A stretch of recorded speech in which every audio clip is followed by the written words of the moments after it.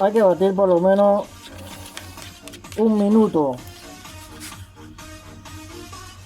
para que la mezcla quede uniforme.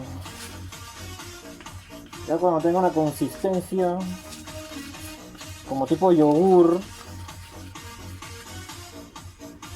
podemos decir que está listo. Después de esto, procederemos a lo que es la unión de la fibra de vidrio, ¿vale?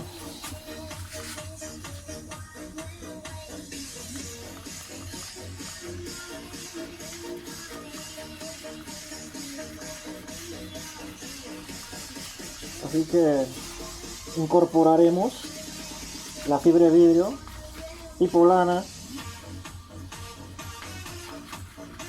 ya cortada, porque como no tenía polvo de fibra, tuve que ingeniármela aquí.